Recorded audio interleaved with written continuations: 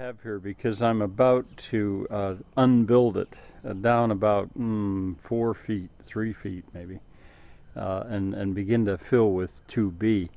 I'm satisfied, and therefore I'm ready to take it back down and start to make it a little bit more permanent. I'll eventually go to chimney blocks, but probably not for another 4 or 6 feet. It's a little hard to explain. I'll use 10-inch blocks, and I found out that I can get a lot of them as seconds. 10-inch blocks for about 3 courses, just dry stacking, and then go to 4-inch blocks, 8-inch blocks, then maybe 6s, then maybe 4s, and then finally chimney blocks like this. Alright, well, I'll film as I go, but this is also partly for me so I can remember how I have it. Maybe we'll look back here too. I had to stay away from the wall, of course. Alright, bye for now.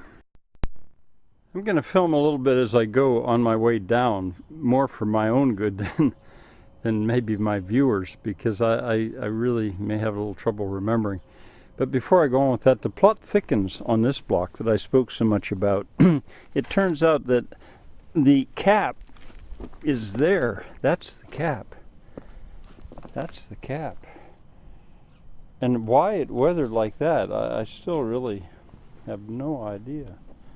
But my point still remains that the inside is almost as if it were brand new and pretty clearly never had a liner. Alright, now here, I'm trying to get down to the flue liner. I don't have anything bearing on the flue liner. Of course I can't, you know, it's not to be, it actually has to be able to move a little bit. And this is a this is a 12-inch block. This one is a 12-inch block. I need some more 12-inch blocks to do what I'm doing, but it's the only one that I had. Alright, well, I'm going to continue on down. Well, again, maybe more for me than for anybody else, but I've lifted the blocks, so I'm down to the liner. And why I came down here is because the liner does, or a thimble, as I'm using it as a thimble, it needs to move, and it does move.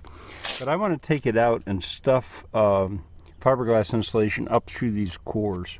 So if this would ever crack, flame or heat or whatever would not work up to the sill which is in there. It may be overkill, but, and another thing, I'm spanning from here to here with what's structural. And right here, ideally I'd have another section of that flue, but or flue liner, but I don't. But see, the gases here in this case are warm, they're not hot.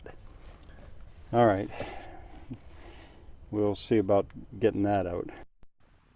That done, and I made it so you could see the kind of material I'm talking about, the used nasty fiberglass insulation.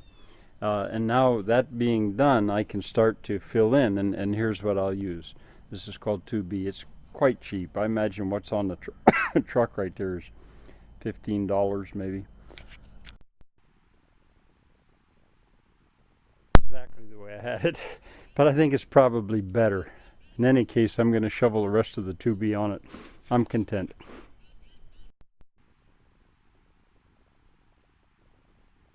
It will be improved. And I got a lot of height to go yet. I'd like to really need to clear the roof. Alright, enough for now. Bye.